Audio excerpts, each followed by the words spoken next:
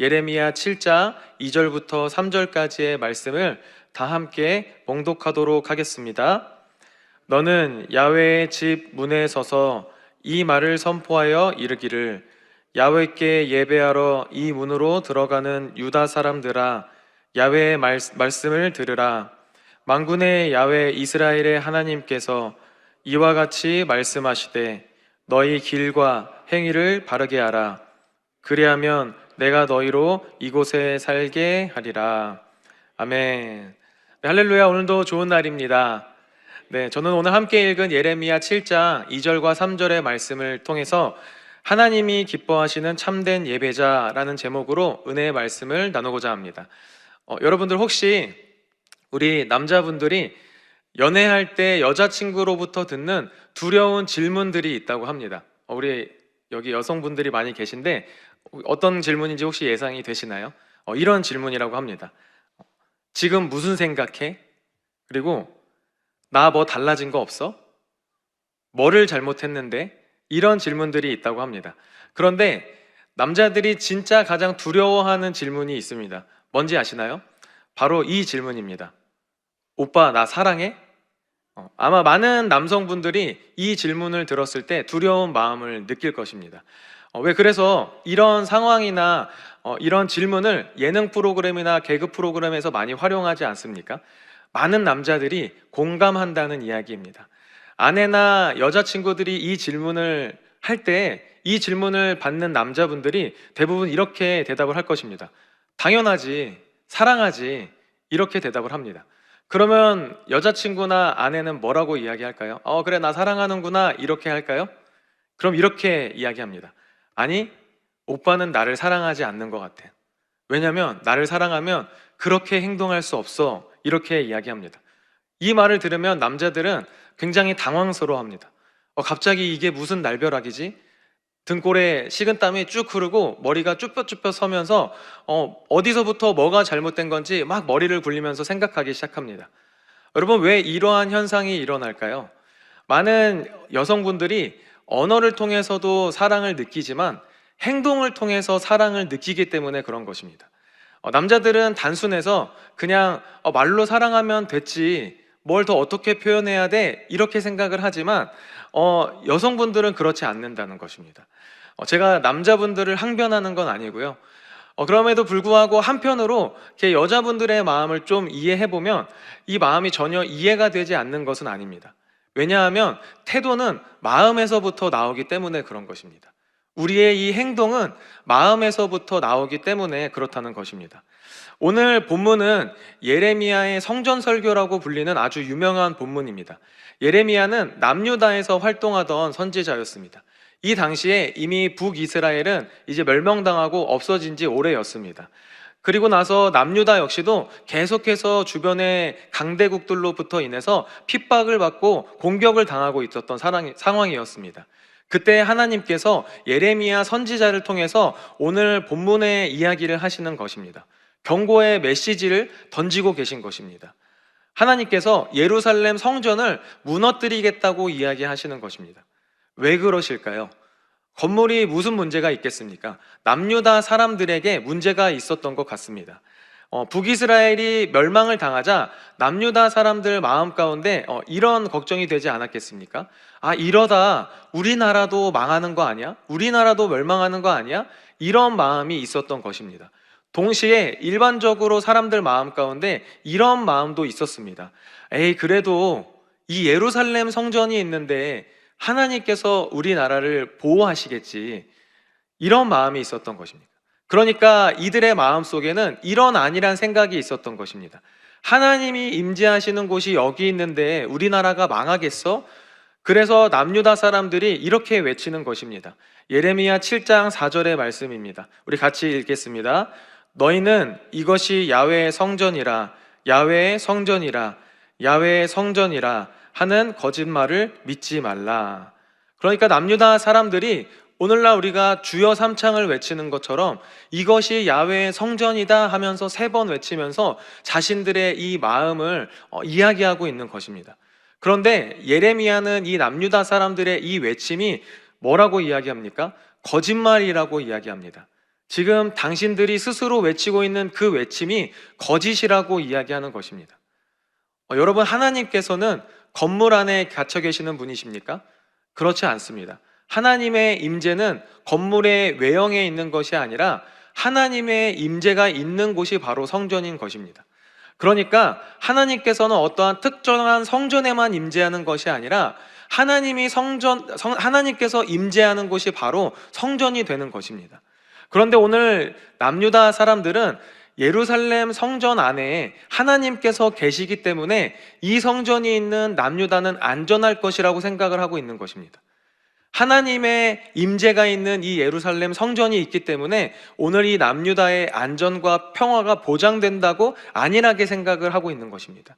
이 생각에는 이 남유다 사람들이 생각했을 때 하나님은 이 예루살렘 성전에 갇혀 있다라고 생각을 하고 있는 것입니다. 그리고 이러한 안일한 생각을 가지고 있어서 남유다 사람들의 삶에는 전혀 하나님의 백성답지 못한 삶을 살아가고 있었던 것입니다. 그러니까 쉽게 이야기하면 이 남유다 사람들은 말로는 하나님을 예배한다고 하면서 실상 그들의 삶 가운데에는 오늘 말씀의 제목처럼 하나님이 기뻐하시는 참된 예배자의 삶을 살아가고 있지 않았던 것입니다. 그래서 하나님께서는 이 예레미야 선지자를 통해서 이런 생각을 가지고 있는 남유다 사람들에게 말씀하시는 것입니다. 지금 예레미야가 이 성전 설교를 하고 있는 장소는 예루살렘 성전 문 앞입니다. 그러니까 지금 이 예레미야는 성전의 문 앞에서 이 메시지를 전하고 있는 것입니다. 이때가 정확히 언제인지 시기는 알 수 없지만 많은 학자들이 이스라엘의 큰 절기 중 하나였을 것이라고 이야기를 합니다. 그러니까 수많은 사람들이 예루살렘 성전을 향해서 오고 가고 있는 상황 가운데에 이 예레미야 선지자가 이 하나님의 심판의 메시지를 선포하고 있는 것입니다.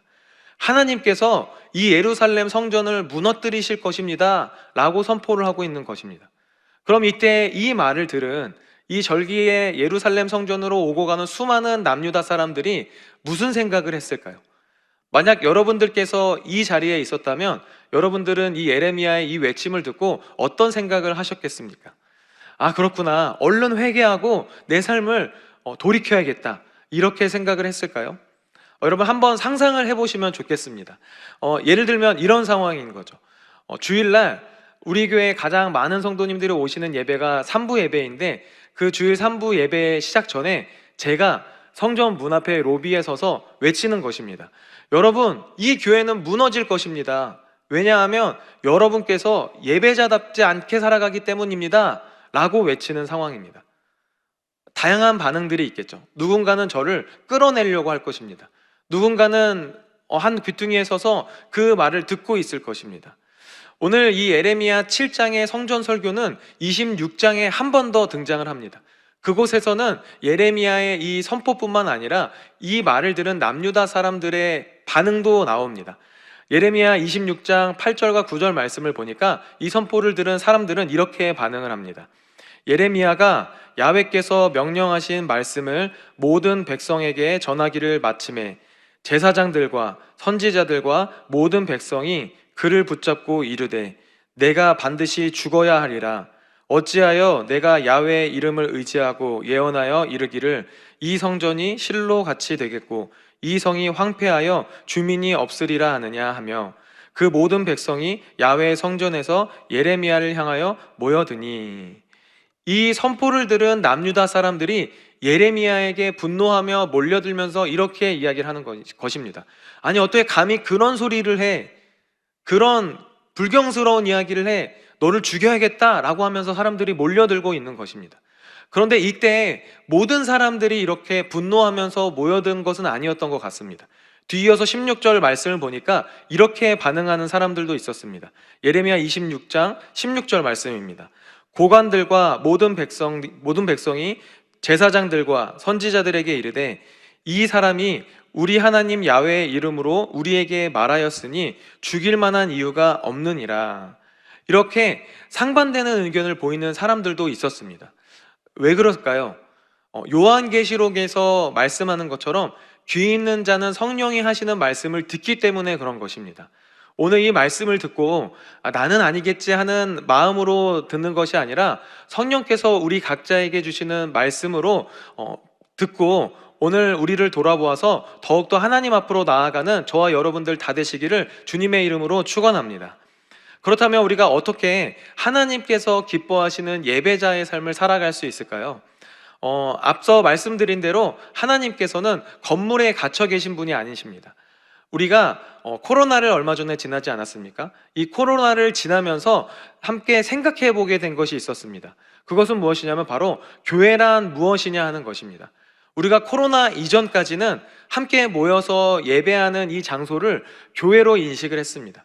이것이 틀린 것은 아닙니다. 그런데 우리가 함께 모여 예배하는 이 장소를 교회라고 인식한 시간이 너무 오래 지나면서 이 장소를 교회 자체로 받아들이게 되는 경향이 생겨났던 것입니다. 그런데 코로나로 인해서 우리가 모일 수 없게 되자 우리가 다시 한번 이 질문을 하게 된 것입니다. 과연 교회란 무엇일까? 이렇게 우리가 생각해 보게 된 것입니다. 교회는 건물이 아니라 예수 그리스도를 구주로 고백하는 사람들의 모임이라는 것을 우리가 코로나 시기를 지나면서 다시 한번 생각해 보게 된 것입니다. 그래서 고린도전서 3장 16절에도 이렇게 이야기를 합니다. 너희는 너희가 하나님의 성전인 것과 하나님의 성령이 너희 안에 계시는 것을 알지 못하느냐. 그러니까 하나님께서 임하시는 우리 개개인이 다 교회라는 것입니다. 하나님이 임재하는 우리의 마음이 바로 곧 성전이 된다라는 것입니다. 그런 하나님이 임재하는 성전인 우리가 모여서 함께하는 이곳이 바로 교회가 되는 것이고 우리가 예배하는 이 장소를 교회라고 부르게 된다는 것입니다. 그냥 이 건물 자체를 교회라고 부르는 것이 아닌 것입니다. 그렇기 때문에 우리가 교회라고 부르는 공간에 앉아 있다라고 해서 다 예배가 되는 것은 아닌 것입니다. 물론 우리가 하나님의 성전된 우리가 모여있는 이 장소에서 함께 모여 하나님께 우리의 가치를 올려드리는 이것이 공적 예배가 되고 이것도 예배이지만 진짜 예배는 이 문 밖을 나서는 순간 시작이 된다라는 것입니다. 하나님은 우리가 성전 안에서만 모여서 예배하는 자가 아니라 삶으로 예배하는 자이기를 원하신다는 것입니다.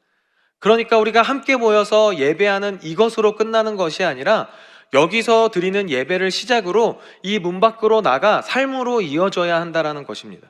이것이 바로 예배의 완성입니다. 그래서 로마서 12장 1절은 우리에게 이렇게 이야기합니다. 우리 같이 한번 이 말씀 읽도록 하겠습니다. 그러므로 형제들아 내가 하나님의 모든 자비하심으로 너희를 권하노니 너희 몸을 하나님이 기뻐하시는 거룩한 산 제물로 드리라.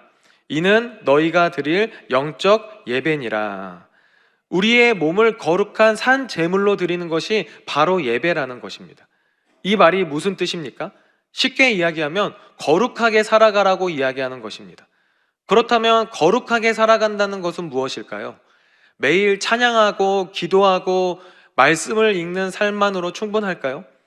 거룩이라는 단어를 떠올리면 우리는 구약 성경에 있는 레위기를 생각해 보게 됩니다. 왜냐하면 이 레위기에 등장하는 많은 제사법과 또 정결 규례들을 한 단어로 축약을 해서 이야기하면 거룩이라고 하는 단어로 정리되기 때문에 그런 것입니다. 레위기는 모든 그리스도인에게 거룩을 명령합니다. 우리가 이제는 이 거룩이라고 하는 단어가 어떤 것을 의미하는지 다 알고 있습니다. 이 거룩은 구별됨을 이야기합니다. 거룩은 하나님의 속성입니다. 하나님께서는 죄와 악으로부터 분리되어 있을 뿐만 아니라 우리 인간은 감히 근접할 수 없을 그 초월적인 위엄을 지니신 분이십니다. 그러니까 우리와는 완전히 구별된 분이시라는 것입니다. 그래서 하나님을 거룩하다라고 이야기하는 것입니다. 그런데 하나님께서 레위기 19장 2절을 통해서 이렇게 말씀하십니다. 우리 함께 이 말씀 읽겠습니다. 너는 이스라엘 자손의 온 회중에게 말하여 이르라. 너희는 거룩하라. 이는 나 야훼 너희 하나님이 거룩함이니라. 내가 거룩하니 너희도 거룩하라라고 명령하십니다. 거룩하라고 명령하시는 이 말씀의 의미는 그렇다면 무엇일까요? 이것은 하나님께서 우리를 이 세상에 당신의 소유로 구별하셨다라는 의미를 담고 있습니다. 그리고 그렇기 때문에 이 명령은 단순히 죄를 짓지 말라는 것을 넘어서 세상의 가치와 방식으로부터 구별되어 하나님의 백성답게 살아가라는 것을 이야기하는 것입니다. 이러한 부르심을 말하는 것입니다. 그렇다면 우리가 어떻게 이렇게 거룩하게 세상의 방식과 가치와 구별되어서 하나님의 백성다운 삶을 살아갈 수 있을까요? 그것은 좀 전에 읽은 레위기 19장 2절 이하에 있는 말씀을 보면 알 수 있습니다. 하나님께서 거룩하라고 명령하신 다음에 그 뒤에 말씀하시는 것을 보면 관계에 대해서 이야기하는 것을 알 수 있습니다. 우리가 오늘 다 길어서 읽지는 못하겠지만 레위기 19장 3절부터 18절까지 말씀을 보면 3절부터 8절까지의 말씀은 하나님과의 관계를 이야기합니다. 그리고 9절부터 18절까지의 말씀을 보면 이웃과의 관계를 이야기합니다. 특별히 이웃 중에서도 약자와의 관계를 이야기하는 것을 말씀을 통해서 우리가 알 수 있습니다. 그러니까 하나님께서 거룩하라라고 명령을 하시면서 그 뒤에 이제 삶에 대해서 이야기하는데 그 삶이 관계에 대해서 이야기하는 것이고 하나님과의 관계에 대해서 이야기를 하시고 그 다음에 이웃과의 관계에 대해서 이야기하시는 것입니다. 그리고 이웃 중에서 특별히 약자에 대해서 이야기하는 것입니다. 오늘 이것을 본문을 통해서도 알 수 있습니다. 하나님께서 예레미야 선지자에게 심판을 선포하고 난 뒤에 뒤이어서 너희 길과 행위를 바르게 하라 라고 이야기하십니다. 그리고 이 바른 행위된 삶을 이렇게 이야기하십니다. 예레미야 7장 5절과 6절 말씀입니다. 너희가 만일 길과 행위를 참으로 바르게 하여 이웃들 사이에 정의를 행하며 이방인과 고아와 과부를 압제하지 아니하며 무죄한 자의 피를 이곳에서 흘리지 아니하며 너희 신들을 뒤따라 화를 자초하지 아니하면, 지금 바른 행위가 무엇이라고 이야기합니까? 바로 이웃들 사이에서의 정의를 이야기하는 것입니다. 그러니까 이웃과의 관계를 이야기하는 것입니다. 그런데 특별히 6절을 보니까 그것을 더 구체적으로 이야기하면서 이방인과 고아와 과부에 대한 이야기를 합니다. 이들은 이 당시에 어떤 계층의 사람들입니까? 약자들인 것입니다. 그러니까 6절 말씀처럼 이웃과의 관계 중에서도 특별히 약자와의 관계를 이야기하고 있는 것입니다. 이것이 레위기와 같지 않습니까? 그러니까 오늘 본문이 말씀하시는 하나님이 기뻐하시는 삶, 거룩한 삶, 하나님의 백성답게 살아가는 삶은 약자와의 관계를 이야기하고 있는 것입니다. 그러니 오늘 우리는 이 예배당을 나서는 그 순간부터 오늘 여기서 예배를 끝나는 것이 아니라 삶 속에 나아가 오늘 우리에게 붙여주신 이웃과의 관계에서, 특별히 약자와의 관계에서의 하나님께서 원하시는 정의를 행하면서 살아야 하는 것입니다. 이것이 바로 예배자 된 삶이라는 것입니다. 말과 행동이 일치하는 것입니다. 오늘 우리가 이곳에 모여서 하나님 앞에 우리의 가치를 올려드리며 예배하고 이 문을 나서서 우리 삶 가운데 행동으로서 하나님을 예배하는 것입니다. 이웃과의 관계에서, 특별히 약자와의 관계에서 하나님께서 말씀하시는 정의로운 삶을 살아가는 것입니다. 이것이 바로 진정한 예배라는 것입니다. 그래서 오늘 말씀에는 예배자 된 삶의 사이클이 있습니다. 3절 말씀에 너희 길과 행위를 바르게 하라 라고 이야기하지 않았습니까? 그러니까 결과적으로는 삶 속에서 바른 행위가 나와야 예배의 완성이 되는 것입니다. 그럼 시작은 어디입니까? 길을 바르게 하라고 이야기합니다. 이 길은 마음을 이야기하는 것입니다. 그러니까 먼저는 우리 마음 가운데 하나님의 임재가 필요한 것입니다. 레위기에서도 먼저 거룩하라고 명령을 하시면서 하나님과의 관계를 이야기하지 않습니까? 그러니까 먼저 이 길을 바르게 하는 거, 마음을 바르게 하는 거, 하나님의 임재가 내 마음 가운데 임해야 된다라는 것입니다. 그러니까 우리 마음 가운데 하나님의 임재가 필요하다라는 것입니다. 은혜가 필요하다라는 것입니다. 그래서 하나님의 임재가 우리 마음 가운데 가득해서 우리의 삶이 변하게 되는 것입니다. 우리의 마음의 길이 바르게 되니까 이제 삶이 변화가 돼서 행위가 바르게 되는 것입니다. 이러한 우리의 삶이 예배가 되어서 하나님께서 이 예배를 기뻐 받으시고 또 우리 마음 가운데 은혜가 임하는 것입니다. 그럼 또 우리가 이 은혜를 가지고 삶 가운데 나아가서 하나님께서 기뻐하시는 이 예배자의 삶을 살아갈 수 있게 되는 것입니다. 구별된 삶을 살아가게 된다는 것입니다. 이게 바로 예배자 된 삶의 사이클인 것입니다. 하나님으로부터 은혜를 받고 우리 삶 가운데 변화된 삶을 살아가고 하나님께서 이것을 기뻐하시는 예배로 받으시고 또 우리에게 은혜를 부어주시고 우리가 이 은혜를 받고 또 삶 속에 나아가 구별된 삶을 살아가는 것입니다. 오늘 또 하루가 시작이 되었습니다. 우리가 이 새벽부터 함께 모여서 하나님을 예배했습니다. 그런데 오늘 우리의 예배는 이것으로 끝나는 것이 아닙니다. 이제 우리가 이 예배당 문을 열고 나가는 그 순간부터 진짜 예배가 시작되는 것입니다. 오늘 이 하루를 살아갈 때 우리가 하나님의 자녀답게 거룩하게 구별된 삶을 살아가 우리의 삶을 하나님께서 기뻐하시는 예배가 되어 진정한 예배자의 삶을 살아가는 저와 여러분들 다 되시기를 주님의 이름으로 축원합니다. 기도드리시겠습니다. 사랑해 주님 감사합니다. 오늘 이 시간 하나님의 거룩한 성전된 우리가 이곳에 함께 모여서 하나님을 예배했습니다. 우리의 모든 가치를 주님께 올려드리며 예배했습니다. 그러나 주님, 우리의 예배는 여기서 끝나는 것이 아니라 우리가 이제 그 하나님의 임재함을 경험하고 또 하나님의 은혜를 가지고 이제 이 문 밖을 나서 세상 가운데로 나아가 하나님께서 오늘 명령하신 것처럼 거룩한 하나님의 백성답게 구별된 삶을 살아가기를 소망합니다. 주여, 이 시간 우리가 그러한 삶을 살아갈 수 있도록 우리를 인도하여 주시고 우리가 오늘 만나는 우리의 이웃과의 관계 가운데 특별히 우리의 약자들과의 관계 가운데 하나님께서 원하시는 정의로운 삶을 살아가게 하여 주시옵소서.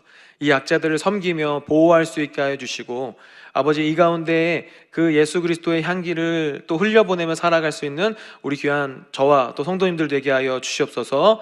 오늘 이 시간 예배 가운데 나올 때 우리 귀한 성도님들 그냥 나오지 아니하고 예물 가지고 나왔습니다. 아버지, 예물들 우리 성도님들 기뻐하는 마음이오니 주께서 이 마음을 기뻐 받아주시고 또 이 예물이 필요한 곳곳 가운데 흘러가게 하여 주시옵소서. 또 예물들이 우리 성도님들의 손길을 기억하여 주셔서 주께서 30배, 60배, 100배의 놀라운 은혜로 삶 가운데 채워주시고 날마다 주님과 동행하며 나아가는 큰 은혜를 누리며 살아갈 수 있도록 하여 주시옵소서. 감사드리며 이 모든 말씀 사랑이 많으신 예수 그리스도의 이름으로 기도드립니다. 아멘.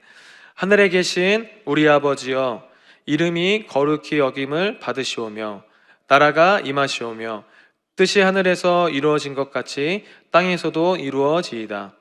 오늘 우리에게 일용할 양식을 주시옵고 우리가 우리에게 죄 지은 자를 사하여 준 것 같이 우리 죄를 사하여 주시옵고 우리를 시험에 들게 마시옵고 다만 악에서 구하시옵소서. 나라와 권세와 영광이 아버지께 영원히 있사옵나이다. 아멘. 네, 할렐루야. 예배 받으신 하나님께 우리 기쁨과 영광의 박수 올려드리겠습니다. 네, 이제 함께 기도하는 시간입니다. 나라와 민족을 위해서 기도해 주시기 부탁드리겠습니다. 또 여의도 순복음교회와 이영훈 대표총회장님의 목회 사역을 위해서, 또 여의도 순복음 분당교회와 우리 사랑하는 황선욱 담임 목사님을 위해서, 또 우리 교회를 위해 세우신 재직분들과 또 주의 종들과 우리 교회에서 파송한 선교사님들을 위해서 기도해 주시기 부탁드리겠습니다. 특별히 또 한 가지 기도해 주실 것은 오늘부터 시작되는 문제 해결과 자녀를 위한 다니엘 기도회를 위해서 기도해 주시기 바랍니다. 이제 오늘부터 21일간 우리가 함께 기도하며 나아갈 텐데 이 기도 가운데 하나님께서 또 큰 은혜를 부어주시고 또 우리의 모든 기도 가운데 응답해 주실 것을 기대하면서 우리 기도해 주시기를 부탁드리겠습니다. 또 오늘 우리 각자의 성령의 충만함과 가지고 나온 문제를 위해서 우리 함께 주님의 이름 3번 부르고 통성으로 기도하겠습니다. 주여, 주여, 주여.